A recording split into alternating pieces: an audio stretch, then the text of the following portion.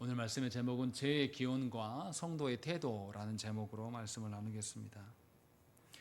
죄는 우리를 눈멀게 하고 이성을 잃게 하며 판단을 흐리게 합니다.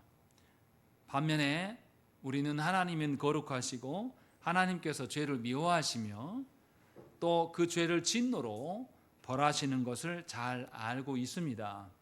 이렇게 하나님과 죄는 상반되고 함께할 수 없음을 알매도 불구하고 우리는 죄를 짓습니다. 또 죄를 지어놓고도 우리는 다가올 진노, 하나님의 진노를 피하기 위하여서 그리스도께 나아가고 용서받기를 원합니다. 삼위 하나님께서 사랑과 긍휼이 많으시기 때문에 용서해 주실 것을 확신하고 다시 하나님께 순종하여서 하나님을 기쁘시게 하는 사람이 될 것을 다짐하곤 합니다. 그러나 우리의 현실은 어떻습니까? 다짐만 할 뿐이지 우리의 현실에서는 하나님의 사랑을 잊어버리고 복음의 그 기준을 외면하고 우리 방식대로 살아가고 싶어 합니다.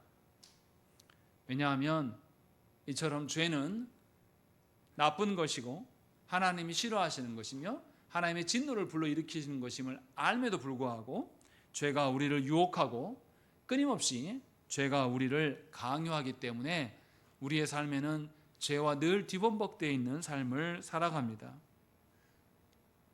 그래서 그리스도인의 삶에서는 죄와의 싸움과 그로 인한 좌절의 경험들이 늘 반복됩니다.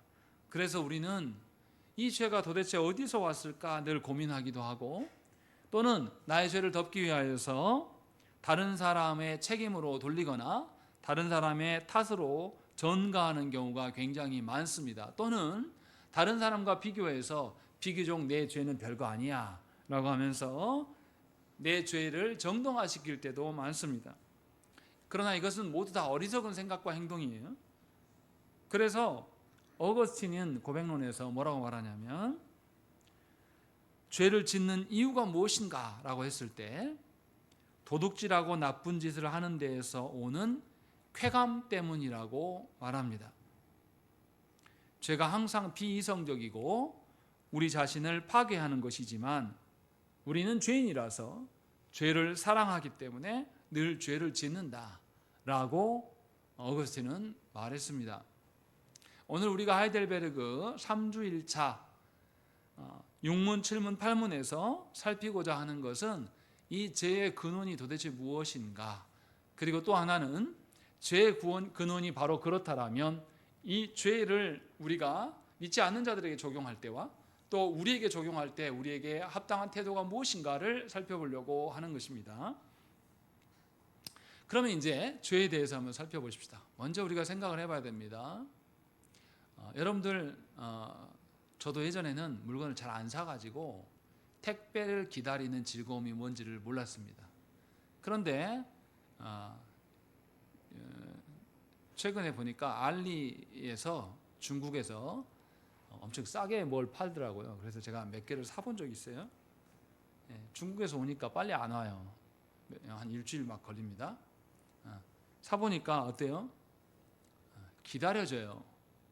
근데 막상 받으면 어떻습니까?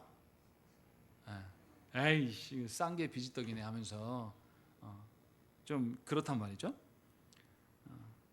자본주의 시대에 우리가 살기 때문에 물건에 하자가 생기면 우리가 어떻게 합니까?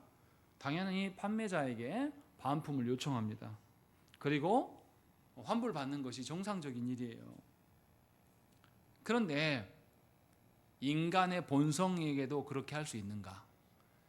우리가 자녀를 하나님께서 주셔서 받았습니다. 받았는데 키우고 보니까 자녀가 어떻습니까? 키우고 보니까 항상 처음 받았던 그 느낌대로 계속 좋고 아름답고 귀하고 이렇습니까? 화가 날 때가 있어요. 이놈의 새끼는 도대체 어디서 와가지고 이 모양일까? 라는 생각이 들 때가 있습니다. 또 우리가 누군가와 결혼해가지고 살 때 배우자가 첫 느낌 그대로입니까? 아니, 살다 보면 이거 반품만 할 수 있으면 반품하고 싶다, 이런 생각이 들 때도 있죠. 무슨 말입니까? 사람에 대해서 죄의 문제는, 사람의 본성인 죄의 문제는 이렇게 물건처럼 반품할 수 있는 문제가 아닙니다. 전혀 다른 거예요. 그만큼 죄가 우리 가운데 해결되지 않는다라는 겁니다. 물건은 판매자에게 다시 되돌려 가지고 바꿔달라고 하든지 아니면 환불받으면 돼요. 그런데 사람은 잘 바뀌지 않습니다. 그래서 우리가 뭐라고 말합니까? 사람은 어떻게 쓰는 거 아니다, 고쳐 쓰는 거 아니다라는 말을 자꾸 해요. 왜 그렇습니까? 죄 때문에 그래요. 죄의 문제 때문에 그렇습니다. 우리 시대를 봐보십시오. 자본주의에서 뭐가 미덕입니까? 저 어렸을 때만 해도 아이들의 너 커서 뭐 될래? 물어보면 아이들이 뭐라고 말했습니까? 대통령, 장군, 과학자, 뭐 선생님 뭐 이런 이야기 했단 말이죠. 요즘 아이들한테 너 커서 뭐 될래? 물어보면 애들이 뭐라고 답합니까? 부자. 너 부자 어떻게 될래? 물어보면 잘 몰라요. 아니면 어떤 아이들은 뭐 우리 주변에서는 별로 없는데 수도권의 어떤 가정에 보니까 초등학교 때부터 경제를 가르치고 돈을 가르치더라고요. 우리 시대는 수단과 방법을 가리지 않고 돈을 버는 것을 조장하고 부추깁니다. 그리고 수단이 어떠했든지 간에 돈을 많이 버는 것을 자랑하고 또 그렇게 사는 것을 매우 좋아합니다. 그래서 어떤 일이 벌어집니까? 이번 주에 보니까 대통령이 SPC에 갔더라고요. 빵을 만들다가 노동자가 3번이나 죽은 회사, 그 회사를 갔어요. 그런데 죽은 시점이 다 언제냐면 새벽에 죽었습니다. 12시간 동안 일을 돌리니까 밤새 7시 정도에 들어가가지고 밤새 12시간 일하고 오니까 새벽에 사람이 졸리워서 못 견디는 거예요. 그래서 기계에 끼어서 그 뜨거운 기계에 끼어서 3명이나 죽었습니다. 근데 이 제도를 바꾸지 않아요. 그래서 이 대통령이 물어봤어요. 왜 이렇게 합니까? 8시간씩 3교대로 하면 훨씬 더 일을 할 만할 텐데 왜 12시간씩 맞교대를 시킵니까?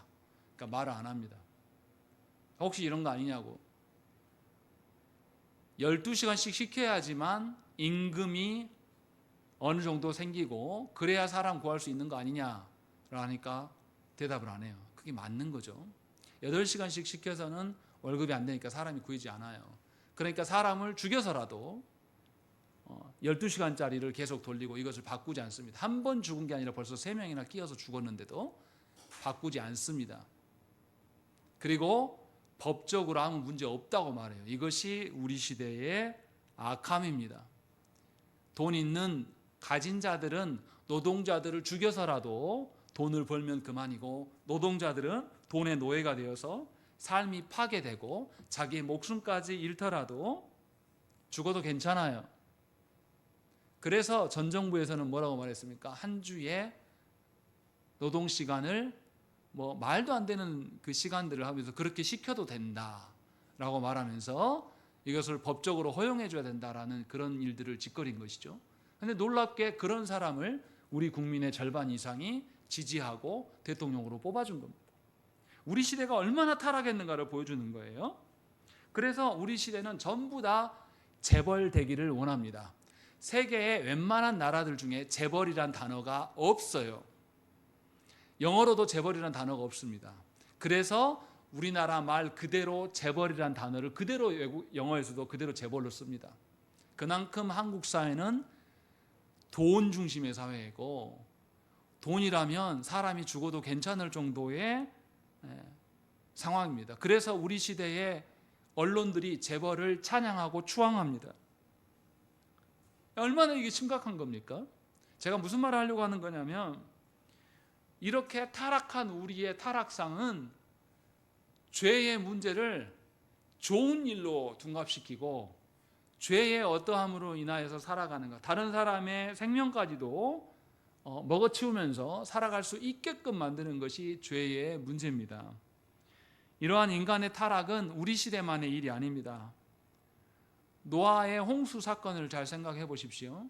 하나님께서 사람들이 타락하여서 노아의 가족만 남겨놓고 사람들을 다 진멸하셨어요. 그런데 놀랍게도 그 노아의 방주에 탄 그 가족들이 어떻게 합니까? 비가 그치고 마른 땅이 되었을 때 그 아들들이 바로 뭐합니까? 바로 범죄합니다. 몇 대를 걸쳐서 범죄하는 게 아니에요. 바로 범죄하는 것을 볼 수가 있어요. 그래서 죄가 항상 노아의 시대만이 아니라 모든 시대 가운데 있었음을 우리가 볼 수가 있어요.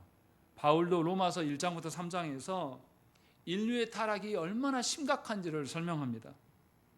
이처럼 모든 시대를 막론하고 인간의 타락은 누군가의 책임이 아닙니다. 모든 시대에 타락상이 나타난다는 것은 인간 스스로가 어거스틴이 말한 대로 죄를 사랑하고 죄를 추앙하는 것이기 때문에 그럴 수밖에 없다는 것입니다. 다시 말하면 우리의 죄악의 문제를 우리를 만드신 하나님께 책임질 수 없다라는 거예요. 만약에 하나님께 책임이 있다라면 만드신 첫 사람에게만 문제가 생겨야 됩니다. 왜냐하면 그 위에는 우리가 출산하여서 난 자들이기 때문에. 그런데 이상할 정도로 모든 시대와 장소를 떠나서 인류는 악하고 타락합니다. 그래서 하나님을 사랑하기보다는 죄를 사랑함에 익숙해요. 이것이 성경뿐만 아니라 모든 역사 속에 드러나는 실태입니다. 그리고 창세기에서 하나님의 창조가 어떠한 것을 말할 때에 창세기 1장과 2장에서 반복되는 단어가 있죠. 그게 뭐가 반복됩니까?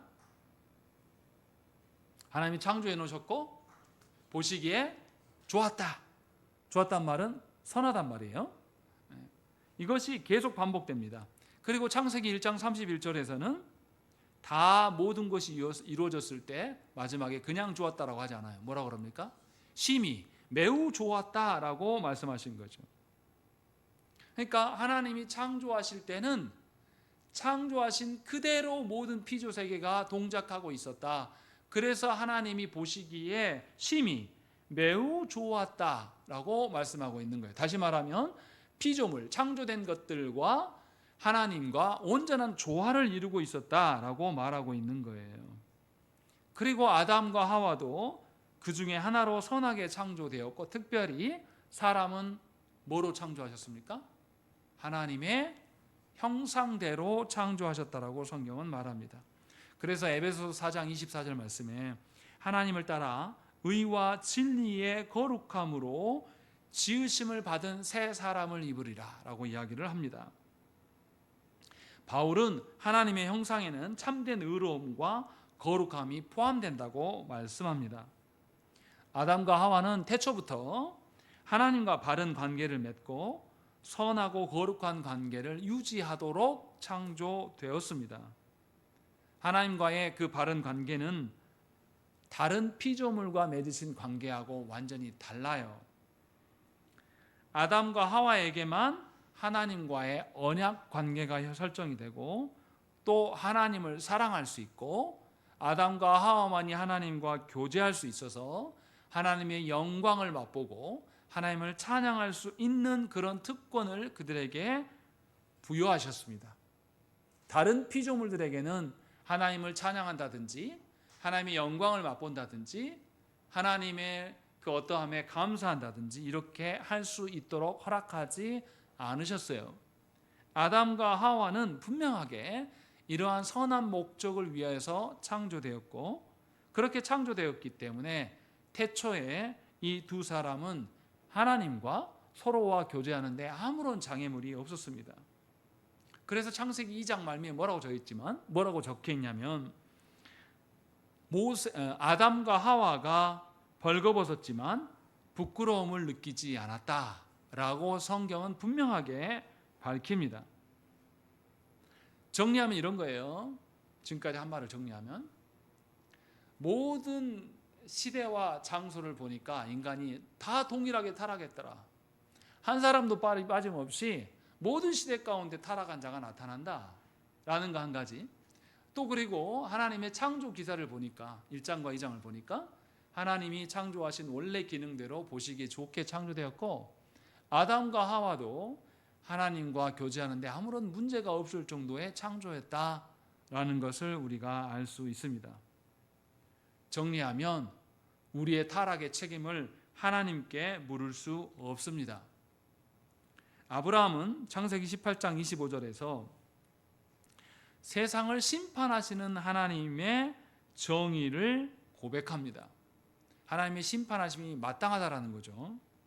또 시편 119편 68절에서 시인은 하나님은 선하시고 선을 행하신다고 단언합니다.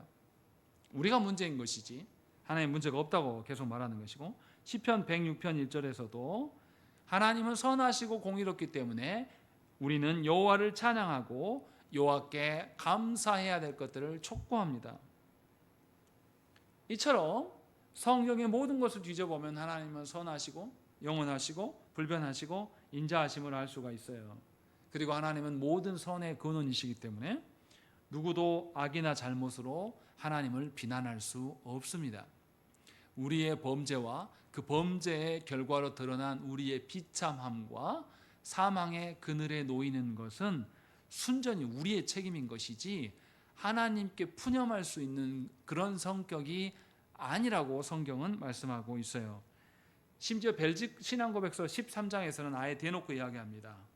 하나님은 저질러진 죄의 저자가 아니시며 그분을 그 죄로 고발할 수 없습니다 라고 벨직 신앙고백서는 아예 선언합니다. 그러니까 저와 여러분들이 기억해야 될 것은 우리의 죄의 문제를 가지고 하나님께 탓할 수 없다는 거예요. 또한 우리 배우자의 범죄함과 우리 배우자의 됨됨이 없음, 형편없음을 가지고 하나님께 탓할 수도 없다라는 거예요. 여러분이 택하신 자예요. 또한 하나님이 주신 자녀들도 우리를 닮아 타락한 우리의 본성을 닮아서 그러한 것이지 우리 자녀의 그러함을 보면서 하나님께 결코 원망해서는 안 됨을 성경은 말씀하고 있어요. 그런데도 우리는 하나님께 너무나 쉽게 원망합니다. 나의 범죄뿐만 아니라 내 배우자를 보면서도 하나님께 원망할 때가 많아요. 또 내 자녀들을 보면서도 하나님을 원망하고 왜 이런 새끼를 나한테 주셨습니까? 좀 똑똑하고 좋은 애들 주시지 왜 그랬습니까? 라고 할 때가 많다라는 겁니다. 이것은 우리 스스로가 죄인이며 우리 스스로가 아주 타락한 본성을 가진 자임을 그냥 자백하는 것에 불과해요. 분명히 하나님은 죄의 조성자가 아니십니다. 그렇다면 인간의 타락한 본성은 어디서부터 온 것일까? 라는 것을 생각해 보세요. 답은 두 가지입니다. 첫 번째는 에덴 동산에서 우리의 첫 조상 아담과 하와로부터 죄가 시작되었습니다. 그들은 하나님의 말씀이 아니라 누구의 말을 더 사랑했습니까? 뱀의 말, 사탄의 거짓말을 더 믿었습니다. 하나님께서 그들에게 최선의 이익을 주시지 않는다는 사탄의 거짓말을 믿었어요. 그래서 하나님으로부터 독립해서 사는 것이 너에게 유익이다. 하나님과 같아질 수 있다. 라는 이 말을 믿고 사탄의 거짓말대로 아담과 하와는 행동했습니다. 그 행동이 뭡니까?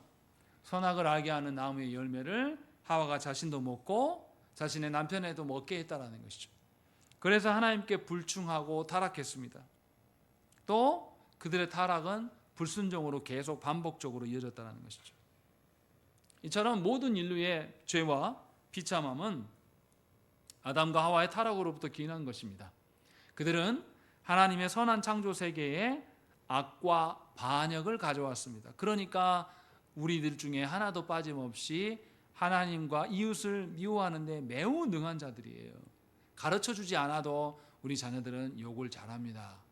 누구를 미워하고 마음속으로 죽여버려야지 이런 거는 다 잘해요. 선수급이에요. 다 안 그런 척하고 있을 뿐이지 화가 나면 누구나 다 그런 본성이 드러난다는 것이죠. 무엇보다도 우리의 범죄가 우리에게만 영향을 미친 것이 아니에요.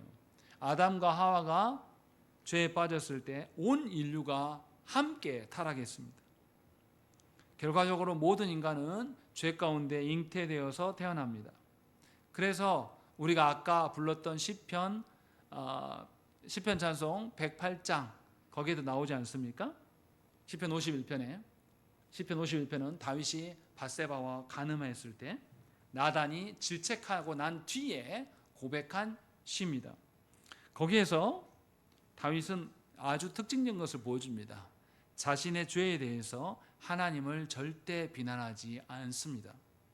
오히려 그는 겸손하게 모든 죄가 자신으로부터 기인한 것임을 고백합니다. 특별히 5절에서는 뭐라고 말하냐면 내가 죄악 중에 출생하였고 어머니가 죄 중에 나를 잉태하였나이다 라고 고백해요. 아까 찬양에서는 아마 3절에 그런 문구가 있었던 것 같아요.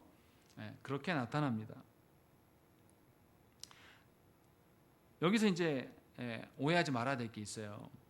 내가 죄악 중에 출생하였고 어머니가 죄 중에 나를 잉태하였나이다. 이 구절을 옛날에 한국교회에서 오해를 많이 했습니다. 어떻게 했냐면 어머니가 죄 중에 나를 잉태했습니다 라고 말하니까 다윗이 부모의 성생활로 인해서 죄를 가진 거구나 라고 해석한 사람들이 있었어요. 그래서 성생활이 악한 것처럼 많이 생각을 했습니다.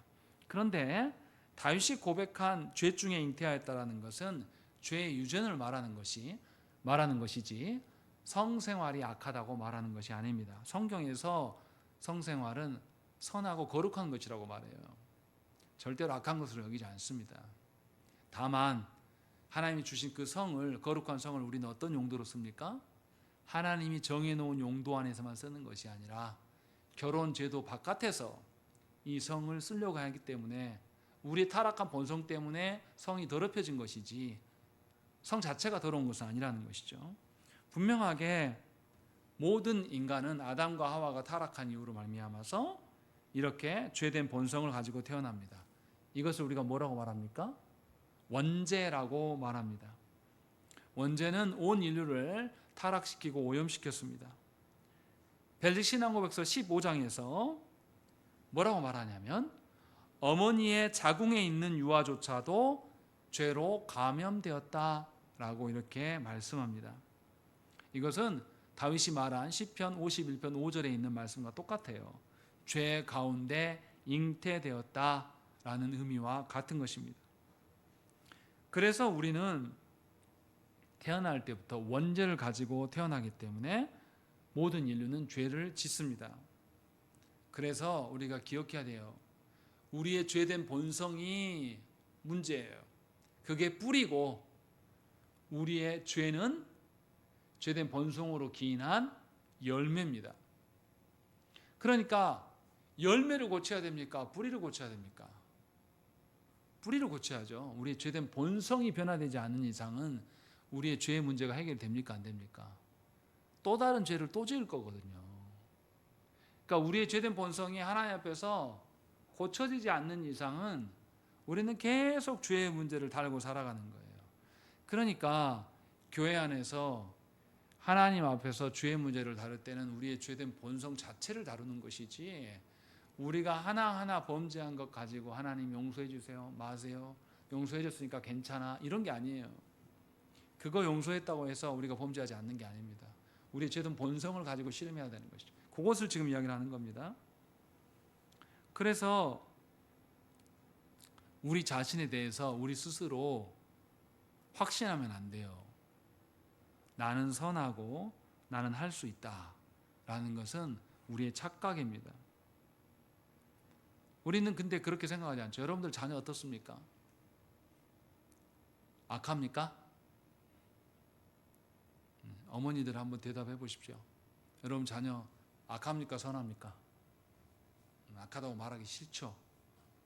그런데 분명히 성경은 악함을 이야기합니다.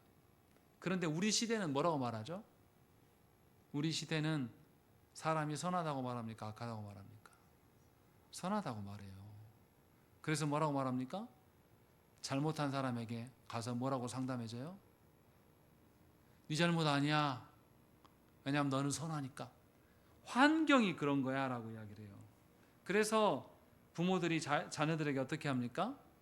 나쁜 본보기를 보여주지 않고 환경이 좋아지면 우리 자녀들이 좋아질 것이라고 생각을 하는 거예요. 그래서 부모들이 뭐 합니까?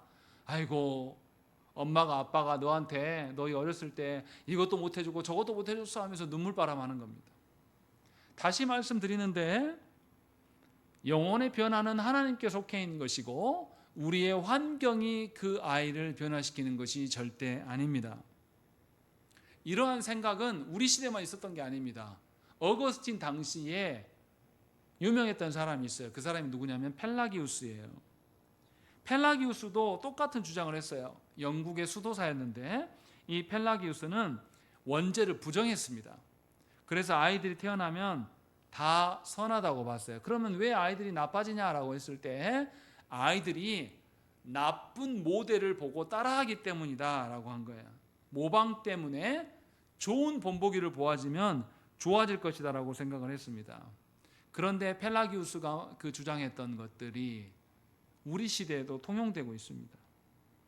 그래서 아이들이 선하고 아이들이 좋은 경험을 하면 좋아질 거라고 생각을 합니다. 그래서 요즘에 어떻습니까? 초등학교 교육도 어떻게 해요? 지식을 가르치는 교육 잘 안 하잖아요. 체험학습, 또 심지어 중고등학교 가서도 뭐예요? 필기시험이 대체가 아니라 본인들이 뭐 해야 됩니까? 본인들이 뭐라 그러죠? 내 이름이 까먹었네. 필기시험 말고 수행평가를 시키는 거예요. 해봐야 된다, 해보면 된다라고 생각을 하는 거예요. 그러나 타락한 본성이 선한 본보기를 보고 따라한다고 해서 바뀝니까? 절대 바뀌지 않는 거예요. 무슨 말을 하고 싶은 거냐면 성경에서 말하는 것, 세상에 죄가 있는 이유는 아담과 하와로부터 오는 것이지만 본성적으로 우리가 타락해 있다는 것을 우리 모두가 인정할 수 있어야 돼요. 아담과 하와가 타락함으로 원죄가 우리들에게 들어오긴 했지만 그 모든 것이 지금도 아담과 하와로부터 오는 것이 아니라 우리 자체가 타락해 있다. 죄의 원인은 우리에게 있다라는 것을 말씀하는 것입니다. 그리고 죄가 어디서 오는가?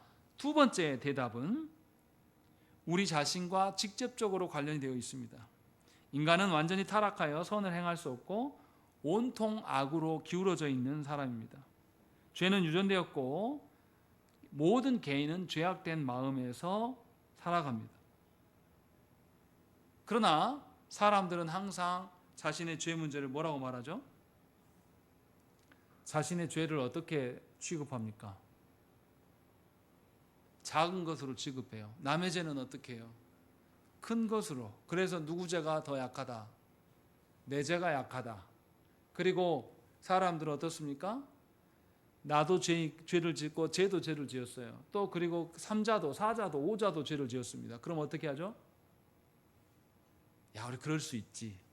그렇게 해가지고 그 다음부터 어떻게 하죠? 이제 이것은 죄가 아니다. 그냥 우리가 약한 거였을 뿐이야 라고 말하면서 선언해버립니다. 그래서 우리 시대는 동성애가 더 이상 죄로 여겨지지 않습니다. 이제는 큰일이 아니에요. 동성애하고 남자가 남자를 이렇게 껴안고 하면 웃고 넘어가는 그냥 에피소드가 돼버렸습니다.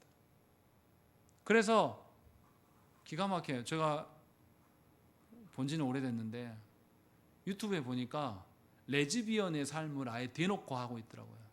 그 행위를 보여주지는 않는데 여자 둘이 살아가는 모습을 유튜브에 이렇게 대놓고 올려놓습니다. 둘이 뽀뽀도 하고요. 막 해요. 손잡고 다니면서. 근데 구독자가 굉장히 많아요. 제가 충격 먹었어요. 한국인. 이게 더 이상 우리 시대에 부끄러운 일이 아닙니다. 죄라고 여기지 않기 때문에. 무슨 말을 하는 거냐면 우리는 죄에 대해서 굉장히 관대해요. 특히 나의 죄에 대해서는. 그리고 우리가 모두 죄 지으면 죄를 합리화시켜버립니다. 더 이상 죄 아니야. 사랑이야. 그래서 동성애를 죄라고 말하면 어떻습니까? 요즘 사람들? 동성애를 죄라고 제가 거기에다가 썼더니 어떻게 됐을까요? 주인장이 바로 지우더라고요. 안 돼요. 이게 우리 시대의 모습이 또 동성애를 죄라고 말하면 공격을 받는 그런 시대까지 온 것이죠. 분명하게 우리는 죄를 객관적으로 볼 수 있는 눈이 없습니다. 그래서 하나님께서 우리에게 무엇을 주셨습니까? 죄를 바르게 볼 수 있도록 뭘 줬어요? 율법을 주셨습니다. 그래서 우리는 율법을 통하여서 우리 현실이 얼마나 비참하고 더러운지를 확인할 수 있습니다. 우리 자신이 얼마나 더러운 존재인지 우리는 한 번도 확인받지 않고 살아왔다라는 것입니다. 제가 신학교 가서 신학교 가서 얼마 안 돼서 설교도 하고 또 사역도 나가고 이렇게 해서 몇 년을 쭉 했어요. 그리고 MDB를 졸업한 다음에 THM을 갔습니다. 근데 그 THM 갔는데 교수님이 설교를 시켜요. 원래 저희가 수업이 1시 이후에부터 해가지고 저녁 9시까지 수업인데 교수님이 10시 반까지 오라고 합니다. 다른 클래스는 오라고 왔는데 우리만 그래요. 그래가지고 한 사람이 설교하면 15분 정도 설교를 하면 두 사람이 그 설교를 비평합니다. 그리고 그 설교가 얼마나 뒤틀려 있는지를 우리끼리 1시간 정도 토론을 하고 교수님이 또 1시간 마무리를 해줘요. 이 작업을 3년 반이나 했습니다. 청강까지 해서. 제가 그때 어떻게 했겠습니까? 설교하고 내 설교는 쓰레기구나라는 걸 알았어요. 내 설교가 얼마나 수준 낮고 성경에 부합하지 않는지를 그때 경험하고 충격 먹었습니다. 교수님이 저한테 지적사항이 27가지가 나요. 지금도 기억이 나요. 막 부끄럽고 숨고 싶고 그래서 설교 때가 다가오면 잠을 못 잡니다. 노이로즈 걸려가지고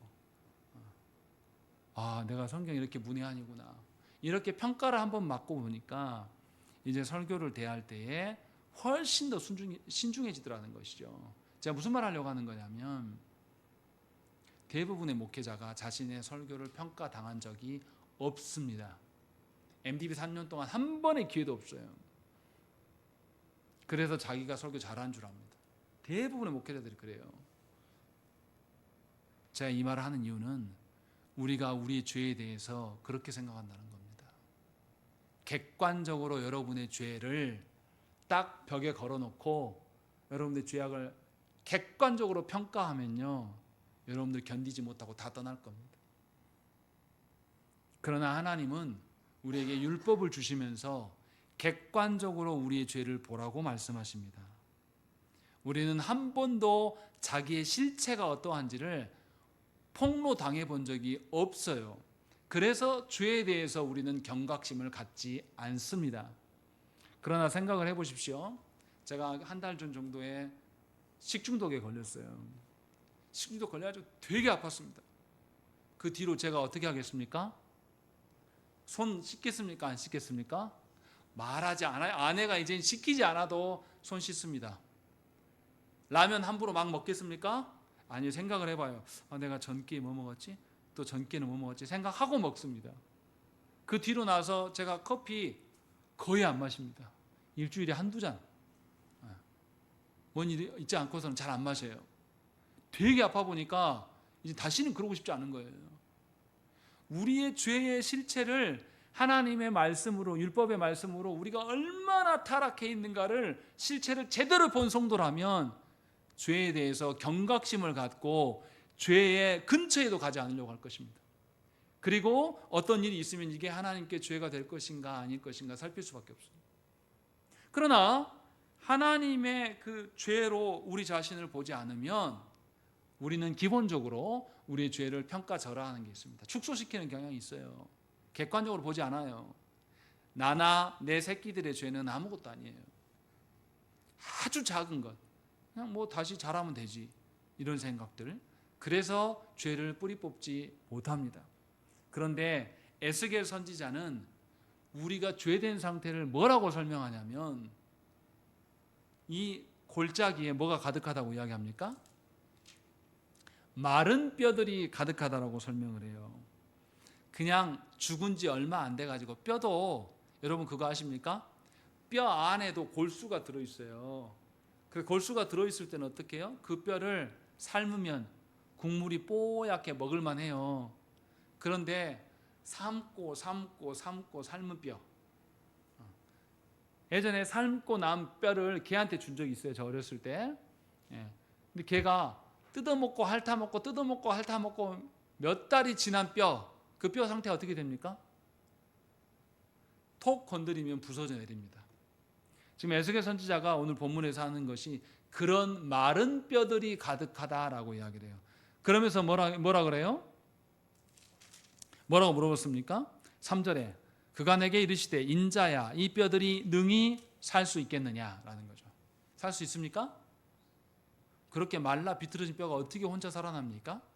그런데 무슨 이야기를 하냐면 하나님이 말씀하시자 뼈들이 어떻게 해요? 조각조각 맞춰지고 그 뼈들 안에 힘줄이 생기고 살이 붙고 거죽이 생겨나면서 살아난다라고 이야기를 해요. 근데 그렇게 해서도 살아났다고 합니까? 아직 살아난 것이 아니라고 말합니까? 그렇게 했어도 6절에 보세요. 너희 위에 힘줄을 두고 살을 입히고 가죽으로 덮고 너희 속에 생기를 넣으리니 라고 되어 있습니다. 이 생기는 하나님께서 넣으시는 거예요. 하나님께서 생기를 넣어 주셔야지만 그들이 살 수 있다라고 말씀하고 있는 겁니다. 이렇게 지금 마른 뼈 이야기를 누구를 향해서 하시는 말씀이에요? 이사야 선지자에게 하시는 말씀인데 이 마른 뼈들이 누구와 같은 자들입니까? 이스라엘 백성을 말하고 있는 겁니다.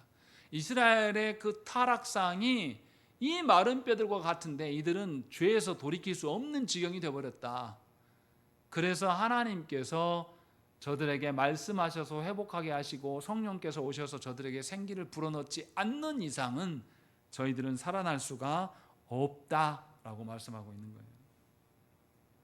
그래서 에베소 2장 1절 말씀에서도 바울이 뭐라고 말하냐면 너희가 전에 그 가운데 행한 허물과 죄로 죽었던 자들이다라고 이야기해요. 죽을 뻔했다라고 말하는 게 아니라 이미 죽어버린 자들이다. 죽으면 어떻게 됩니까? 요즘같이 더운 날씨에 사람이 죽으면 어떻게 되겠어요? 여러분들 관에 사람 이렇게 넣어놓으면 어떻게 넣어놓습니까? 모르세요? 관에 입관해가지고 붕대로 돌돌 쌓아놓잖아요. 입관할 때도 구멍 다 막아요.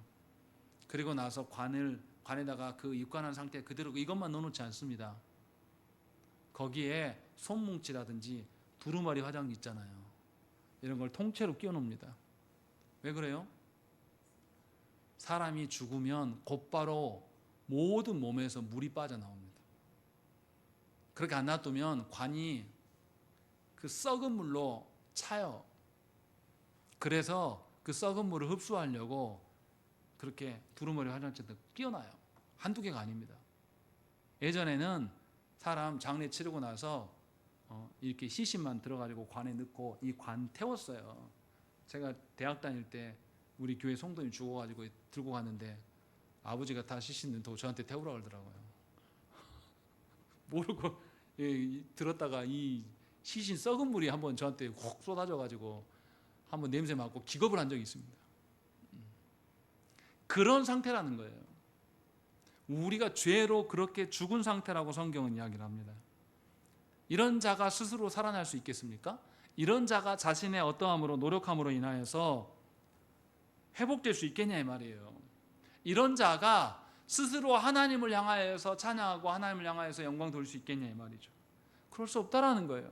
무슨 말입니까? 지금까지 정리하면 죄는 아담과 하와로부터 오는 원죄의 어떠함도 있고 우리의 그 원죄로 인한 타락한 그 본성이 있기 때문에 이 본성으로 인하여서 우리의 모든 죄악이 오는 거다라고 이야기합니다. 두 가지가 우리 안에 있기 때문에 우리는 죄로부터 자유할 수가 없다라고 성경은 분명하게 말씀하고 있는 겁니다. 잘 알아들으셔야 됩니다. 여러분들의 죄의 문제를 아무것도 아닌 것처럼 생각해서는 곤란해요. 그러나 세상은 죄에 대해서 관심이 없어요. 왜냐하면 스스로 선하다라고 생각하기 때문에. 자, 여기서 더 중요한 게 있습니다. 죄에 대해서 갖는 두 가지 의미를 우리가 알아야 됩니다. 아담과 하와로부터 유전된 죄, 이 원죄와 우리의 타락한 본성에 근거해서 우리는 완전히 타락했습니다. 그래서 이 완전히 타락했다라는 것을 우리가 신학적으로 뭐라고 하냐면 전적 타락이라고 이야기를 합니다. 하이델베르그 교리문답과 벨직 신앙고백서에서도 또 도르트 신앙고백서에서도 도르트 신조에서도 전적 타락을 이야기합니다. 전적 타락에 대해서 한 가지 우리가 분명히 해야 될 게 있습니다. 많은 그리스도인들이 전적 타락의 상태를 가장 최악으로 생각을 합니다.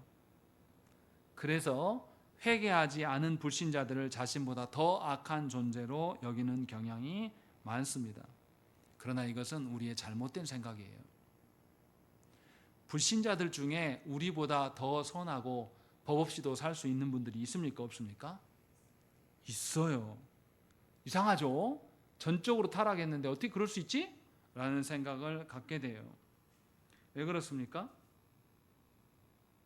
우리보다 더 남들을 위하여서 살아가는 이타적인 사람들이 있고 그런 사람들이 있어요. 그러면 우리가 이제 그 일을 어떻게 봐야 되냐 이 말이죠. 한국 교회는 전적인 타락의 그 근거로 인하여서 불신자들을 아주 악마화시키는 경향이 있습니다. 그러나 우리는 불신자들을 향하여서 그렇게 대하면 안 돼요. 왜요? 그 불신자들의 죄악을 누가 억제시킵니까? 하나님께서 그들의 죄악 또 우리의 죄악을 억제시키시기 때문에 우리가 사람 노릇을 하고 살아가고 있다는 것입니다. 그래서 우리는 불신자들을 악마화시키고 불신자들이 우리보다 더 타락한 존재인 것처럼 생각해서는 안 됩니다. 왜냐하면 하나님께서는 우리만이 아니라 불신자들도 주관하시고 다스리시는 하나님이에요. 주권자이신 하나님 입장에서 우리의 죄와 불신자의 죄가 크게 다르지 않습니다. 하나님 앞에서 다 동일한 죄예요. 그래서 우리는 기억을 해야 됩니다. 불신자들의 죄를 하나님께서 다루실 것을 믿고 그들을 우리가 존중해야 되는 것이에요. 그렇다고 그들의 죄까지 존중하라는 뜻은 아닙니다. 분명하게 그들을 죄악시 여기고 악마시키면 안 돼요. 한국 교회가 이것에 대해서 너무 잔인할 정도로 생각을 합니다. 교회 안만 천국이고 교회 저 바깥에만 나가면 악인들이 득실하는 것처럼 생각하면서 정죄하는 일에 능합니다. 그러나 이것은 하나님의 전적인 다스리심과 주권자 되심을 무시하는 경향이 있다는 것입니다. 또 하나님은 죄로 인하여서 교회의 성도들이 파괴되고 없어지는 것을 방치하신 하나님이 아니에요. 하나님께서 지키시는 거다. 그래서 우리가 불신자들을 향하여서도 존중해야 돼요. 그러나 그들의 죄까지 존중할 수 없어요. 그들이 바르게 한다고 할지라도 그것은 하나님 앞에서 바르게 사는 것이 아닙니다. 불신자들은 한계가 분명해요. 하나님 앞에서 자신의 죄악의 관점을 바꾸려고 하지 않습니다. 또 배우려고 하지 않아요. 그렇다고 해서 우리가 그들을 악인으로 여기면서 그들을 정죄하는 일로 나아가는 것이 아니라 차라리 그들에게 복음을 전해야 됩니다. 그리고 하나님께 그들을 맡길 수 있어야 되는 것이죠. 물론 죄인들은 절대로 하나님을 주권자로 여기지 않습니다. 죄는 항상 자신이 신인 것처럼 행세합니다. 그래서 진짜 살아계신 하나님과 싸우게 만드는 거예요. 죄인들은 누구를 우주의 중심으로 두겠습니까? 자기 자신을. 그리고 진짜 하나님을 주변에 하찮은 것으로 여기려 합니다. 그래서 존 오웬이 뭐라고 말씀했냐면 죄는 신의 근본적인 폐지를 원한다. 신이 존재하지 않기를 원한다. 신 행세를 하고 신과 싸우고 신이 아예 존재하지 않기를 바란다. 이렇게 말했습니다. 저는 이 말이 정말 맞다는 생각이 들어요. 요즘에 유튜브, 특히 과학하는 유튜버들이 뭐라고 말하냐면 신은 없다. 그리고 누가 신이다? 인간이 신이다. 바로 네가 신이다. 라는 말들을 계속 떠벌립니다. 인간에게 시간과 기술과 조금만 기다려주면 우리는 신적인 존재가 될 수 있다라고 말하면서 강요하는 것이 현대 과학자들의 생각입니다. 이것이 사탄이 아니고 뭐겠습니까? 하나님께서 그렇게 하나님께서 그렇게 계시는데도 계속 부정하는 거예요. 신은 없고 죽었다. 인간이 모든 신의 자리에 오를 수 있다. 존 오웬이 말했던 거하고 똑같아요. 우리는 어리석어서 이런 불신자들에게 대해서 구별함을 가져야 됩니다. 그들에게 친절히 대해야 될 필요가 있어요. 그러나 그들의 죄악에 대해서는 하나님께 맡기고 거룩하신 하나님 앞에 세울 수 있기를 소망해야 돼요. 두 번째, 우리가 가져야 될 태도가 있습니다. 이 전적인 타락 교리를 불신자들에게 말고 그리스도인들에게 적용할 때 좀 생각을 해봐야 됩니다. 신자들이 너무 타락해서 선을 행할 수 없고 모든 악에 기울여졌다고 생각하는 것, 이것이 맞는 소리입니까? 맞지 않는 소리입니까? 모든 인류는 전적 타락했기 때문에 신자들도 그렇게 타락한 상태가 아닌가? 그래서 우리가 죄 지을 수밖에 없지, 이렇게 말하는 게 맞냐고요? 맞지 않냐고요? 맞지 않습니다. 우리가 신자 되었다라는 것은 우리 안에 누가 계신다라는 거죠. 성령님이 계시는 것이고 우리가 믿음으로 예수 그리스도를 바라봤다라는 것이죠. 그러면 전적 타락이 우리를 지배할 수 있습니까? 없습니까? 더 이상 그럴 수 없어요. 예수 그리스도로 말미암아서 우리는 예수 그리스도께서 이루신 선을 이루며 살아갈 수가 있게 된 거예요. 그래서 팔문에서 뭐라고 말합니까? 팔문 한번 읽어보시죠. 질문 제가 읽으면 여러분이 답 읽어주십시오. 그렇다면 우리는 그토록 부패하여 선은 조금도 행할 수 없으며 온갖 악만 행하는 성향을 지니고 있습니까?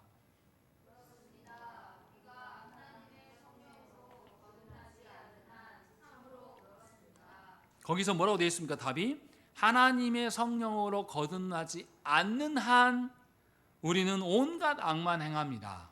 이것을 뒤집어서 이야기해 보십시다. 가정을 바꿔요. 하나님의 성령으로 거듭난다면 우리는 어떻게 하는 거죠?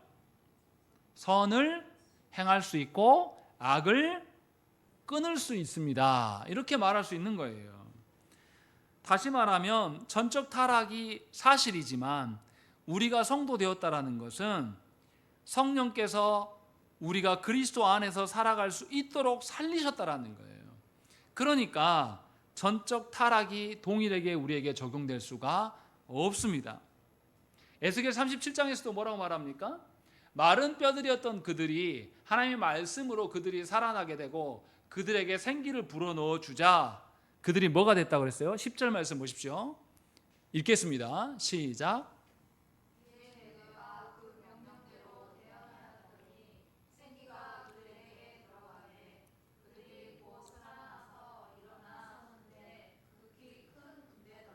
예, 이들이 그냥 살아났다고 말하는 게 아니라 엄청난 군대로 살아나게 되었다. 다시 말하면 그들이 무엇인가를 할 수 있게 되었다라고 성경은 말씀하고 있는 것이죠. 즉 하나님께서 예수 그리스도로 말미암아서 우리를 살리심으로 우리는 말씀과 성령으로 죽었던 것에서 하나님의 능력을 받아 살아납니다. 영적으로 죽은 자들은 거듭난 이후에도 계속 죄를 짓긴 짓습니다. 그러나 그 죄 가운데만 살아가는 것은 아니에요. 분명히 거듭난 자들은 하나님의 선하심을 노래할 수 있고 죄를 미워하고 슬퍼할 수 있게 되었습니다. 다시 말하면 중생한 사람, 거듭난 사람은 완벽하게 선하게 됐다는 뜻은 아니지만 뭐가 시작된 거예요? 이제 죄를 알아보게 되고 내 안에 있는 죄를 몰아내는 싸움, 그 영적인 싸움이 시작되었음을 성경은 우리에게 말씀하고 있는 거예요. 그러니까 내 안에 죄의 문제가 일어나면 전쟁을 싸우고 있는 군인이 전투가 일어난다고 해서 적군이 쳐들어온다고 해서 징징대고 울고 아이고 내 인생 다 끝나버렸다 이렇게 합니까? 아니면 적군이 오면 총을 집어들고 싸웁니까? 싸우는 거죠. 밥을 먹다가도 아니면 옆에 있는 동료 군인과 내키 장기를 띠고 있다가도 적군이 들어오면 어떻게 해요? 다 팽개쳐주고 싸우러 나가는 것이 군인의 태도지 않습니까? 똑같아요. 성도인 우리, 예수 그리스도로 말미암아 거듭난 성도된 우리가 우리 안에 죄가 발견되면 어떻게 해야 됩니까? 다른 모든 일을 팽개쳐두고 뭐 해야 돼요? 그 죄와 싸우는 일에 몰두해야 되는 것이 성도의 합당한 태도라는 거예요. 우리가 과연 그렇게 하고 있냐 이 말이에요. 우리 안에 죄가 일어났는데도, 우리 안에 죄가 발견됐는데도 어떻게 해요 우리는? 뭐 그럴 수도 있지, 뭐 예배 빠질 수도 있는 것이고 바쁘면 그런 것이지 하면서 그냥 싸우지도 않아요. 내 안에 죄가 계속 머물러라, 같이 살자, 나갈 필요 뭐 있냐, 이런 식으로 생각한단 말이죠. 제가 설교 준비하면서 그 생각을 많이 했어요. 우리 애들이 벌레를 굉장히 싫어합니다. 못 잡아요. 그래가지고 어디 화장실에 어디 가다가 빽 소리를 질러요. 뭐야 가보면 아무것도 아닌 벌레 가지고 소리를 막 지릅니다. 그럼 가서 잡아줘요. 야 잡아라 아무것도 아니야. 둘 다 못 잡습니다. 최소한 이 정도는 있어야 되지 않나. 성도라면 내 안에 죄가 있으면 내 힘으로 안 되면 하나님께 소리라도 질러야죠. 다시 말하면 우리는 전적으로 타락한 존재이지만 예수 그리스도로 말미암아 우리가 신자 되었어요. 성령님으로 말미암아 성도가 되었단 말이죠. 그렇다면 우리가 죄와 싸움이 시작된 자들이에요. 우리는 죄와 싸우셔야 된다는 거예요. 죄와 함께 버무러지면서 인생을 살아가는 것이 성도의 삶이 아니라고 성경은 말하는 것입니다. 그러니 저와 여러분들이 분명히 알아야 돼요. 죄와 싸우려면 우리 힘으로 싸울 수가 없어요. 그래서 죄와 싸우려는 사람은 무슨 일에 집중합니까? 말씀과 성령이 깨닫게 하심에 집중하는 거예요. 그래서 성도는 싸울 수가 있는 것입니다. 오해하지 마십시오. 그렇다고 해서 우리가 하나님 보시기에 100% 완전한 순종을 이룰 수 있다는 그 말은 아니에요. 예수님만이 그 일을 행하신 것이고 예수께서 우리와 함께 하시기 때문에 우리는 예수 그리스도의 의를 힘입어서 그 일을 갈망하고 싸울 수 있게 된 존재라고 성경은 말하고 있습니다. 그렇기 때문에 저와 여러분들은 달라진 존재예요. 다시 정리합니다. 전적인 타락을 불신자들에게 적용할 때에 저들을 악마화시키지 마십시오. 하나님이 역사하시면 마른 뼈와 같은 그들도 하나님 자녀가 될 수 있어요. 군대가 될 수 있습니다.